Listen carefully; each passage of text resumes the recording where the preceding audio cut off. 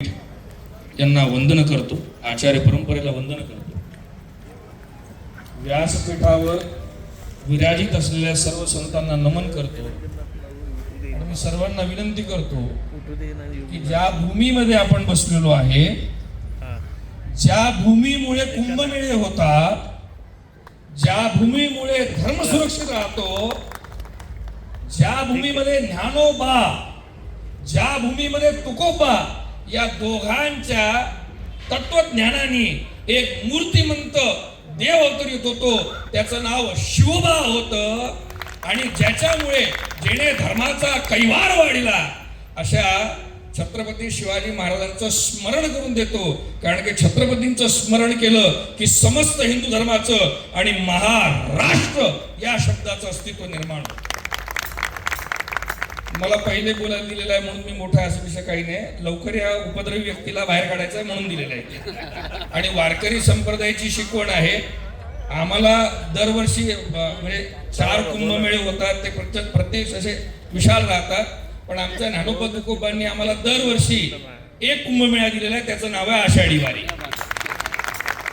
18 दिवस आम्ही रोज एक विश्व तयार करतो. सकाळी 3 वाजता ते रोज विश्व निर्जलन करतो. आतापर्यंत पुरुष आणि स्त्रीच्या भेदावर खूप काही ग्रंथ निर्माण झाले असतील. परंतु वारी म्हणजे आजही सर्वांनी या निमंत्रित करतो, फक्त फॅसिलिटीज नाहीये. फॅसिलिटीज वारीमध्ये कुठली आहे माहिती आहे का? बाजूचा चालणारा ज्ञानोबा आहे आणि पलीकडला चालणारा तुकोबा आहे, एवढी मोठी फॅसिलिटी आहे. आणि मला अजूनही नवल वाटतं, मी 2 मिनिटं घेणार फक्त, की मी नशिबान आहे की माझ्या भाळ्यावर बुक्का आहे. आणि मला अभिमान आहे, संपूर्ण भारतामध्ये राष्ट्र असलेलं एकुलतं एक राज्य आहे. आम्ही संपूर्ण भारताची सनातन धर्माची संस्कृती ज्ञानोबा तुकोबांकडून घेतली असेल. महाराज, मी आता जगन्नाथपुरीला जाऊन आलो आणि जगन्नाथपुरीला भगवंताच्या उजव्या बाजूला एक सूर्य मंदिर आहे. कोणार्कचं नाही, जगन्नाथजींच्या देऊळवाड्यामध्ये एक सूर्य आहे, सूर्य मंदिर. ओळख कशी असते? ओळख वजनाने नसते होत, ओळख शिक्क्याने होत नसते, ती कर्माने होत असते. त्या जगन्नाथपुरीच्या मंदिरात गेल्यावर, म्हणजे आजकाल आम्हा महाराज लोकांना सुद्धा प्रोटोकॉल लागतो बरं, घटाळ्या वाजवा. आणि तिथे गेल्यानंतर स्वामीजी तिथल्या ब्राह्मणांनी स्वतः सांगितलं बरं का, की यहाँ पे जो ये सूर्य भगवान की मूर्ति अधिष्ठित है, ये उपकार छत्रपती शिवाजी महाराज का है. आणि मला तरी असं वाटतं की आपल्या सगळ्यांना माहित असेल, काशी ही भगवान शंकराच्या त्रिशूळावर अधिष्ठित आहे, बरोबर ना? आजही चलून पहा ना, आजही काशी विद्यापीठामध्ये, ज्याला आपण काय म्हणतो, मालवीय साहेबांचं जे विद्यापीठ आहे, तिथे आजही 70% शिक्षक हे मराठी मातृभूमीतले.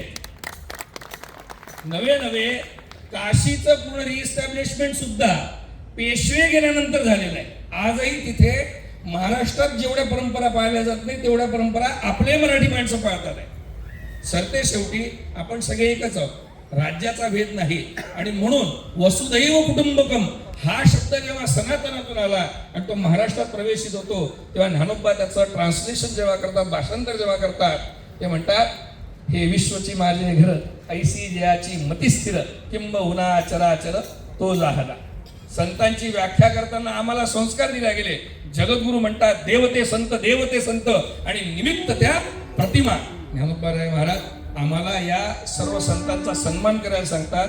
नामदेव महाराज आपले अतिशय मोठे धन्यवाद. आपल्या निमित्ताने, आणि बाबूजी आमची प्रॉपर्टीज आहे, बाबूजींच्या आणि नामदेवराय महाराजांनी, म्हणजे हा नामदेव सुद्धा क्रांतिकारी ठरलाय बरं का, एकदा यांच्यासाठी टाळ्या असू द्या. त्यामुळे मी आपल्या सर्वांना क्षमा मागतो आणि पुढल्या कार्यक्रमासाठी निघायचं आहे, त्यामुळे स्वामीजींनी स्वीकार करावा. आणि पुनश्च एकदा एक महामंत्र जो आपल्याला गजर करायचा आहे, ज्याला इकोची गरज पडत नाही बरं का. पुंडली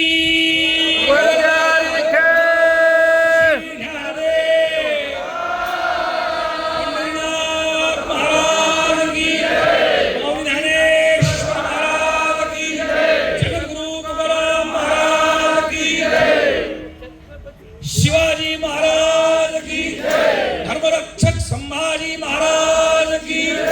आपल्या सर्वांच्या चरणावर वंदन करतो. संतराजांची माती कपाळी लावतो आणि आपल्या